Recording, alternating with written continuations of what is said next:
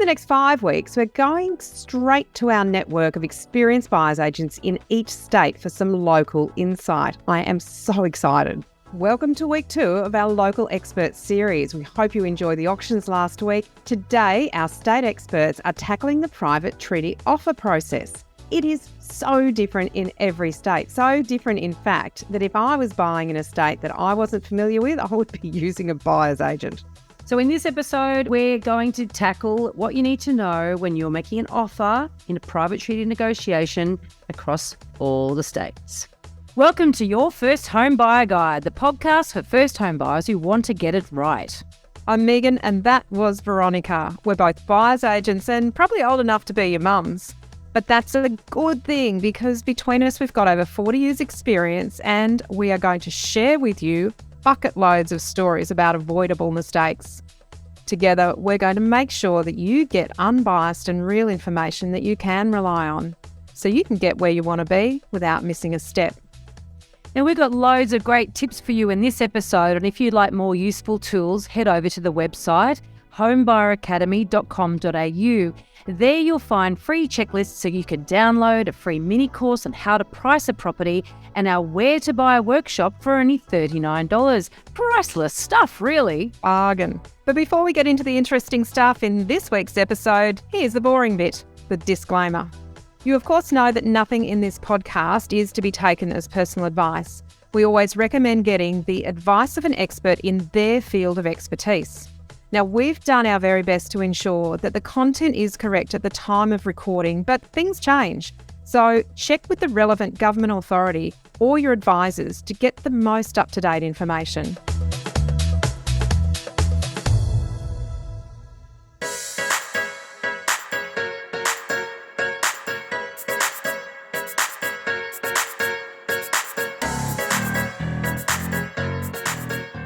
Now, you may notice that we're just talking about states here. We recognise there are 2 territories in Australia. There's the Northern Territory and the ACT. Now, we haven't included experts from those 2 territories for 2 reasons. One, Northern Territory, we actually don't know any buyer's agents up there.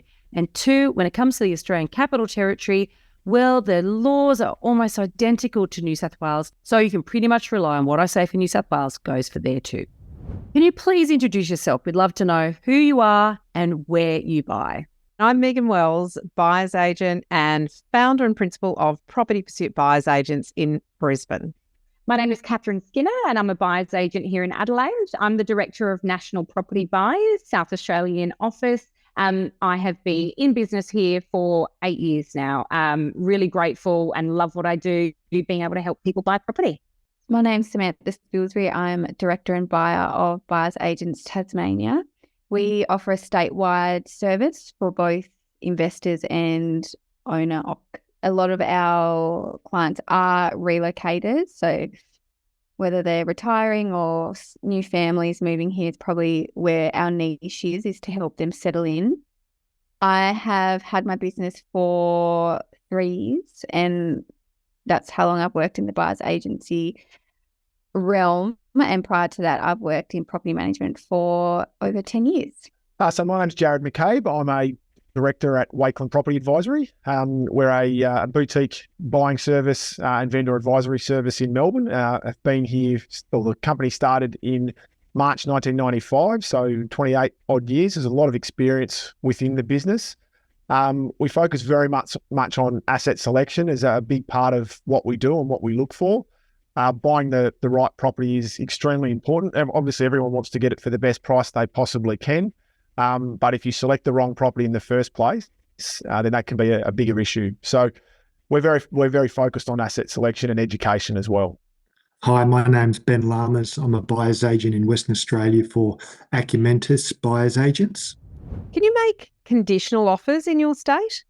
In New South Wales, generally, no. I mean, you can make an offer conditional in that you can request changes to the contract or changes to the special conditions in the contract, but nothing is binding until you get exchange of contracts. So yes, you can make all sorts of requests and conditions, but there's no guarantee that they will be accepted. In Queensland, it is quite common to have conditions on a private treaty negotiation or an offer. And that is usually always in a written form and usually on a Queensland Law Society approved REIQ contract. In South Australia, you can make conditional offers. So it isn't uncommon for people to place an offer subject to finance, subject to sale, subject to building and pest inspection. And essentially you can make an offer subject to anything you like at the vendor's discretion for acceptance, obviously. In Tasmania, it's very common to make conditional offers. So we are known as a buyer's beware state because when you complete a contract, a lot of them don't have conditions. You have to add them in. So when it was a competitive market, 18 months ago, agents were pushing buyers to not go with an unconditional offer, where at the moment it's pretty common to have conditions, whether it's 1 to 3 or 4 conditions added into a contract. In Victoria, you can make conditional offers, absolutely. And it depends on what you need them to look like. And there's any number of different conditions that can be made, but you can absolutely make a conditional offer. In Western Australia, yes. So as a buyer's agent in Western Australia, we write up the offers on behalf of the buyer and submit it to the selling agent and list the conditions that we think are in the best interests of the buyer. What sort of conditions are typically used in your state? In New South Wales, we have a contract to sale, and in that contract, the vendor will have a whole set of special conditions. So the sorts of conditions that might be requested by a buyer are generally in response to changing some of them. So it might be that there's a release of deposit clause in there, for example, and that is something where the vendor is saying, I want access to your deposit money so I can buy another property. And most solicitors would say, get that out of there. So they'll request that is removed. Sometimes you might request a longer settlement period or a smaller deposit. So there's some of the conditions that are commonly asked for in New South Wales. In Queensland, you generally see, and these are non-auction properties, remember. So with private treaty, you might see things like subject to finance or finance approval. There might be a subject to building and pest inspection clause. If it's a strata property, it could be subject to body corporate records search. There's a whole lot of other things, some more less common ones that are used that I actually think should be used a lot more often are making it subject to the owner providing evidence of approvals for improvements that are on the property and certification. Because one thing that we see quite a lot of is these documents go missing. They're not always sitting with council in the records department. Sometimes a renovation might be finished and someone forgets to hand in the Form 23 to finalise the certification. So you want to make sure that if there has been an extension, a renovation, or a pool put in, or a carport built, that you're putting in the right conditions to cover you, because if they're not there, then you have no termination rights whatsoever. In South Australia, we see subject to finance is, the main condition we see, especially at the moment where, finance and lending is a little bit tighter than we were seeing 12 months ago. Subject to building and pest inspection is another big one. And subject to sale, we do see from time to time, but not as common as the other two. In Tasmania, the most common ones would be an inspection clause. We don't require pest inspections because we don't have termites. And finance clauses are probably the most common ones that would be used frequently. But as we are a buyers beware state, we also can add in a due diligence clause, which will allow buyers to check things like council plans, making sure all the permits are done correctly. So they're probably the 3 most popular ones. Typically in Victoria, the most common conditions would be around finance and different lengths of time as to how long the finance clause might be. So getting approval at up to different levels, but sometimes it might be a 3-day subject to finance. It might be a week. It might be 2 or 3 weeks. But subject to finance is probably the most common. Subject to a building and pest inspection is quite a common one that people use. And then the other one which not unusual is amended deposits, and perhaps staggering the deposit over a period of time, paying a smaller deposit up front, and particularly if you've got perhaps a longer term settlement. bringing it up to the 10% over perhaps a month period. That's not uncommon either. The most important one, I guess, finance. In order to get the contract through, most people are making an offer subject to finance. And I guess it's choosing the correct days to get the approval in place.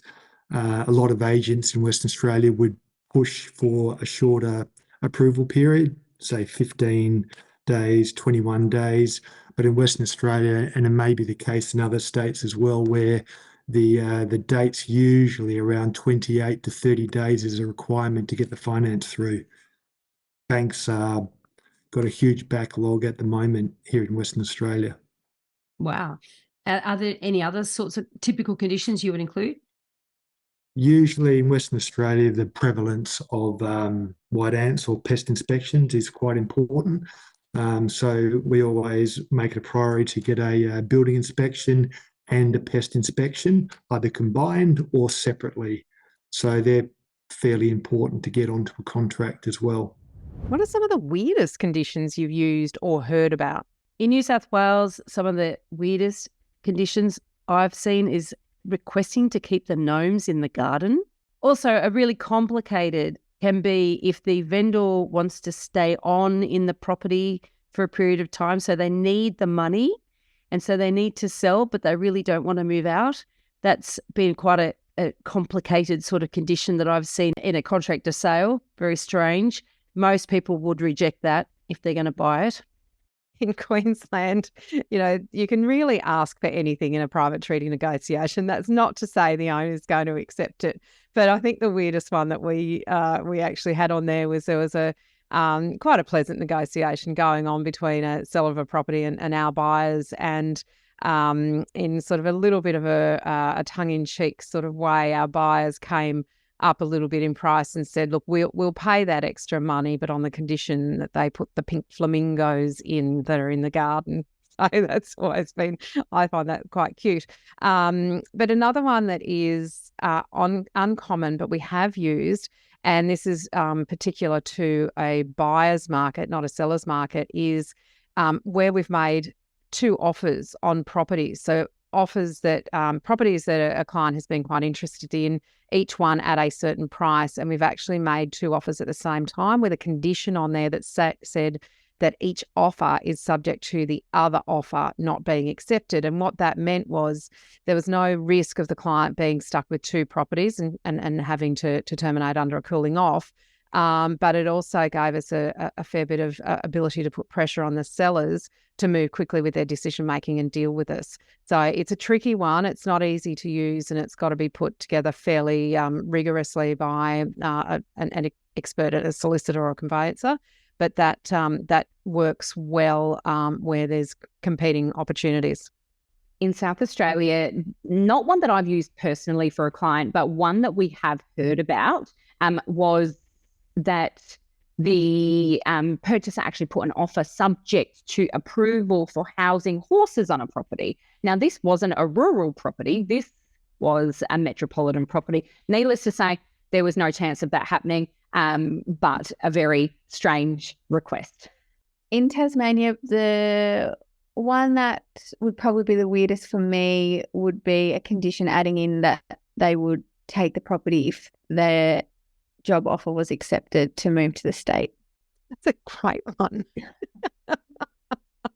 So they were lining themselves up for the house, but only if they got the job. Don't want to overcommit. Yeah. By the way, can you take it off the market until I know whether I've got a job or not? Oh my gosh, John. Yeah. I don't tend to like to make conditional offers. So where possible, I'd prefer to avoid that because I find that it can impact on your ability to buy the property for the best price you possibly can. So where possible, I'd prefer to make most of my offers unconditional on behalf of our clients. But if you need to, we'll put forward finance, that sort of thing. Probably some of the oddest that I've seen, and the one that does pop up from time to time, probably more so in regional areas where supply outstrips demand, but there can be offers subject to the successful sale of another property, which I always find really strange because it basically you lose total control of that process. You're not not only reliant on another vendor accepting, but you're reliant on most of the time another agent being able to get a successful result. And you probably don't know whether or not that other property, whether expectations around price on that property are realistic or not. No, that's a difficult one. Sometimes there's been a request for particular items within a house that either being included or excluded. But I guess that's a personal choice in Western Australia. I guess that all can be negotiated. Everyone has different tastes, and I guess you have to expect that. What cooling off period do buyers get in your state? So in New South Wales, the standard cooling off period or legislated cooling off period is 5 business days. So that means that the cooling off period expires at 5 p.m. on the end of the 5th business day after you exchange contracts. So that's after contracts are unconditional. If you're in an auction area or if you are in a very hot market, the agents are going to try to get you to waive the cooling off period. Or if you're buying at auction, you don't get a cooling off period. So there is a way in which you can waive the cooling off period in New South Wales if you want to make your offer really attractive. And that is with what's called a 66W certificate. And that has to be provided by a conveyancer or solicitor, as in the buyer's conveyancer or solicitor. In Queensland, the statutory cooling off period is 5 business days. So that's not including your weekends, of course. And if there's a public holiday in there, it's 5 business days. And the cooling off expires at 5 p.m. on the 5th business day. In South Australia, buyers have to receive a fully executed copy of the contract and their Form 1 document for their cooling off period to start. Now, a Form 1 document will include things like all of your council searches, all of your water rates, your planning, your certificate of title, everything that you need to know about the property that your conveyancer would then review will be included in that Form 1. So essentially, from receipt of that, you've got 2 clear business days for your conveyancer to review all of that information and provide you with all of the details that you need to know and make sure you're comfortable to proceed. In Tasmania, there's a 3-day cooling off period, but 90% of the time that's actually waived. But you can add it in if you have a due diligence clause, it's automatically added in there. Is that business days or is it calendar days? Business days. So a 3-day business day cooling off period. Yeah, but very rarely used, because I think from what I can understand speaking to people from other states, they add cooling off period as part of their finance where they've already got finance and building clauses in there, but most agents will already tick to have it waived. The only time I would ever say to a client use it is if they wanted to put in like multiple offers on properties and then they could walk away within 3 days if they got the other one that they really wanted. So on the contract, it would just say cooling off period waived or confirmed. And then after the 3 days, they could either just walk away or they just say that they're satisfied with that condition. But, you know, very rarely used. And like I said previously, I would only suggest a client to use it if, you know, they're putting in multiple offers and wanted to decide which one they wanted to go ahead with, because it's really only 3 days. There's no real reason why you'd want to walk away after, 3 days. In Victoria, the cooling off period's 3 business days. In Western Australia, 0. There isn't such a thing as a cooling off period in Western Australia.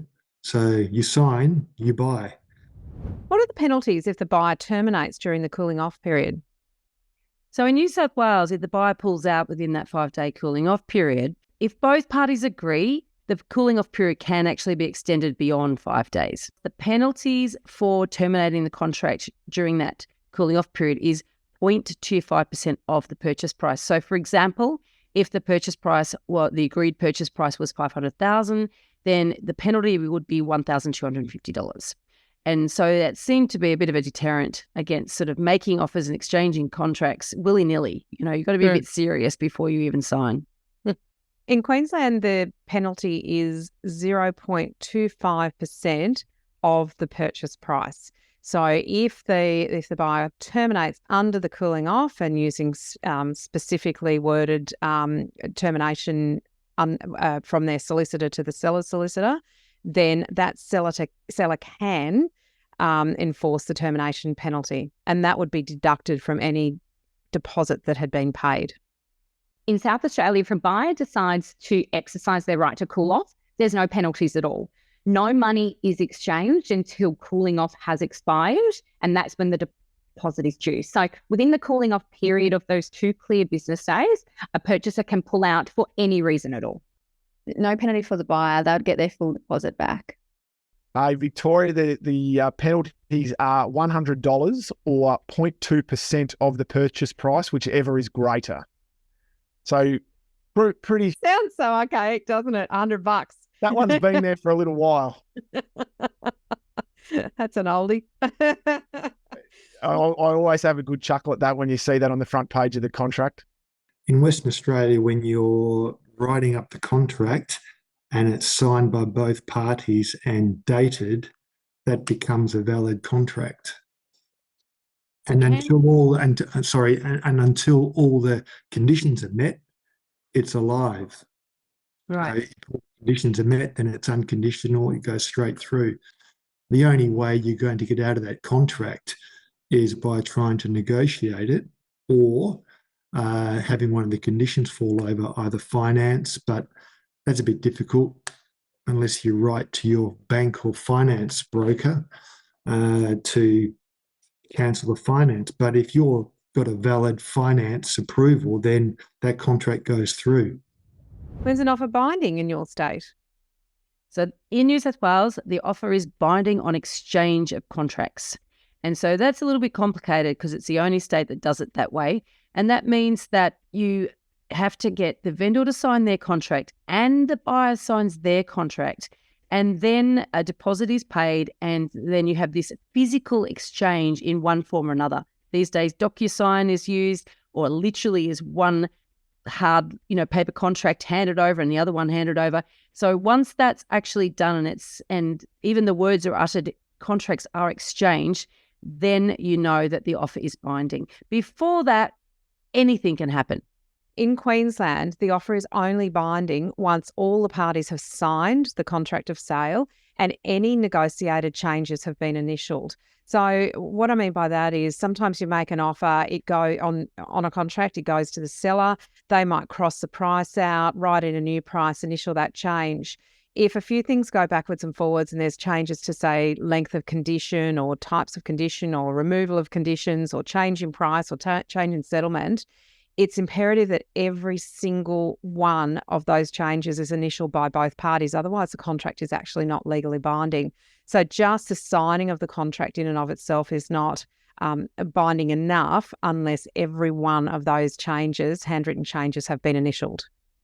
In South Australia, once an offer is unconditional, so if there's any conditions that need to be met, your finance, your building and pest inspection or anything like that, once all of that is ticked off, your offer would be completely unconditional. You can no longer pull out of that. Now, if it is an unconditional offer that you've put on the table from day one, at the expiration of your cooling off period, that's when it would be 100% binding and there'd be no way to get out of that contract. So is it binding on the seller during that period? They can't sell to anybody else? Once a contract is signed and the Form 1 is served to a purchaser, the vendor can't pull out at all. It's only the purchaser who can exercise that right. In Tasmania, your offer would be binding when all parties have signed the contract and the deposit has been paid within the time frame mentioned on the contract. Victoria, an offer's binding when the contract and Section 32 have been signed by both parties and the deposit's been paid. If a contract hasn't been signed by both parties, it's still up for grabs in Western Australia. So you might have made an offer subject to a certain conditions. The vendor hasn't signed it yet. Therefore, they can still accept other offers. But if the conditions have been agreed to and signed by both parties, that contract has to be agreed upon and has to be fulfilled by both parties until one of those conditions falls over. For example, if it gets to finance and the finance falls over, then that contract's dead, and then they can accept other contracts. Or I'd imagine the building and pest inspection. Building and pest inspection, yes, that's true. That can occur as well if it's not satisfactory or it hasn't met the requirements of the buyer. Then that contract can fall over. Then the contract's no longer valid, and the property's up for grabs again. But they would have a time frame within which to comply In with order those to, conditions. yeah, usually there would be a condition that might be written up, say 14 days for a pest inspection to be done to the satisfaction of the buyer, etc. If it's not completed within 14 days, then the vendor can write to the purchaser and say, look, you haven't met that condition, you're no longer in the game. Can buyers get gazumped in your state? And how does that even work? So in New South Wales, gazumping is totally legal. And so gazumping is basically when you've had your offer accepted and all the terms and conditions and the whole bit, and then somebody else comes in and offers more money and the vendor says, oh, I'm going with their offer, not with yours. And so that is legal in New South Wales until contracts have exchanged. It can't happen after the contracts have exchanged. Well, it's not a formal term. It's not something that we use when we talk about the negotiation process. But I guess it's a little bit similar to if you make a verbal offer and there's a verbal agreement. And of course, we know that verbal agreements are only worth the paper that they're not written on. But someone else can actually come along and purchase that property because you haven't got a written agreement in place. There's not a contract in place that has bound both parties to the transaction. So verbal offers and agreements are not worth anything. They're not binding. And at any point in time, another buyer can come along. Now, in the previous question, I did mention about little changes in the contract having to be initialed by all parties. That can be an opportunity where someone might be what would be called, otherwise New South Wales called gazumping. And that is that if that process is still going backwards and forwards and the final initial is not on that piece of paper, then someone else still can come along and purchase that property with a legally binding contract. In South Australia, the biggest risk for a purchaser is not understanding when their cooling off period expires. Once it expires, you've lost the flexibility to cool off for any reason. So then you're binded by your conditions. So sometimes we see purchasers may have change of mind after cooling off, and you need to explain to them, well, it's reliant on finance, reliant on something else now. There's not much else we can do. And I feel like as well, making sure purchasers are aware of when their finance is due. And if it's not received on time, they actually need to get an extension put in place to cover them. Otherwise, if it's lapsed, essentially it's gone unconditional. Oh, that's interesting. Okay, so you have to advise. So your property law states, or the contract state, that if you don't advise that finance has been approved, it automatically goes unconditional as opposed to automatically terminating? Correct. Interesting.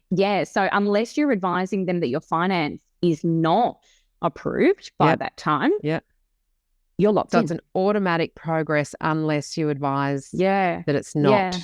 Okay. And more often than not, if a purchaser doesn't advise and their finance falls over, they will be liable for penalties if they cannot proceed with the purchase. So they will lose their deposit and they could essentially be sued for compensation.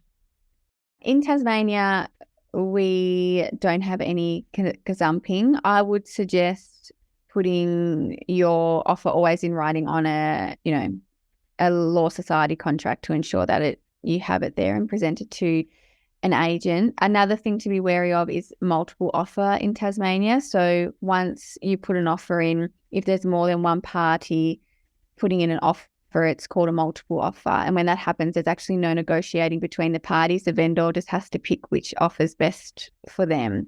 So if the agent's doing the process correctly, if you put an offer in and then another offer is to come, they need to come back to you and say, is this your best and final offer? And if you say, yes, it is, they can essentially go, if the other offer is better, go with that offer and you don't get the chance to negotiate again.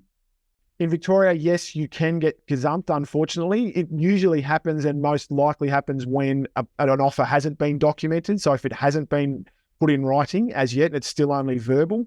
And then if another offer is received, even if it has been verbally accepted, the agent is required to present that to the vendor. So you could get gazumped in that process. So it's important to try and prevent that, to get your offer documented and get it signed off by the vendor as quickly as you possibly can once it is accepted. So in Western Australia, you make an offer, you've signed it by both parties, that contract has been accepted, so you can't have a contract come over the top of you to take that property away in Western Australia. That's not possible. You've signed the contract, it's agreed upon. All right, so we've finished auctions, we've finished private treaty negotiations. Now we're moving on to vendor disclosures. That will be next week's episode. And Veronica, I have to tell you, this is the one that I learnt the most out of because it is so different in every state. In this episode, we've covered a very small part of our 10-step online course for first-time buyers. If you would like to learn more about the process and how to buy without making a mistake, then head over to our website, www.homebuyeracademy.com.au. Don't forget to subscribe to the podcast so you won't miss an episode. And if you like what you've heard today, please give us an iTunes review. 5 stars would be wonderful. It will help others find us as well. Thank you for joining us. We hope you found this really useful. And if you have, please share the love with others who you know are in the same boat. We'll be back next week with some more priceless stuff.